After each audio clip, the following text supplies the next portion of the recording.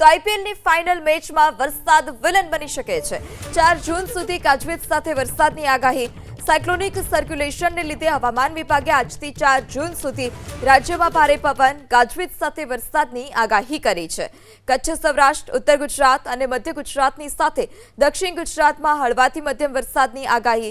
ત્યારે આજે રાજ્યના 16 જિલ્લા અને 3 સંઘ પ્રદેશ દીવ, દમણ અને દાદરાનગર હવેલીમાં વરસાદનું અનુમાન વ્યક્ત કર્યું છે। હવામાન વિભાગની આગાહી મુજબ 50 થી 60 કિલોમીટર પ્રતિ કલાકની ઝડપે પવન ફૂંકાઈ શકે છે। આવતીકાલે કચ્છની સાથે સૌરાષ્ટ્રના મોરબી, સુરેન્દ્રનગર, રાજકોટ, બોટાદ, જૂનાગઢ, અમરેલી, ભાવનગર અને ગીર સોમનાથમાં હળવાથી મધ્યમ વરસાદની આગાહી કરાઈ છે।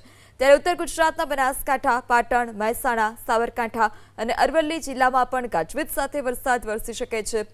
અમદાવાદ અને ગાંધીનગરમાં પણ વરસાદને લઈ આગાહી કરવામાં આવી છે, જેથી અમદાવાદના નરેન્દ્ર મોદી સ્ટેડિયમમાં રમાનાર ઇન્ડિયન પ્રીમિયર લીગની ફાઇનલ મેચમાં પણ વરસાદનું વિઘ્ન છે।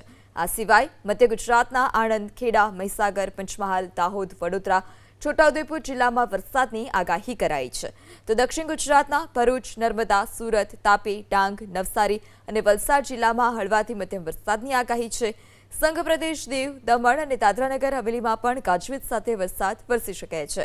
વરસાદને લીધે માછીમારોને 5 દિવસ દરિયો ન ખેડવા સૂચના।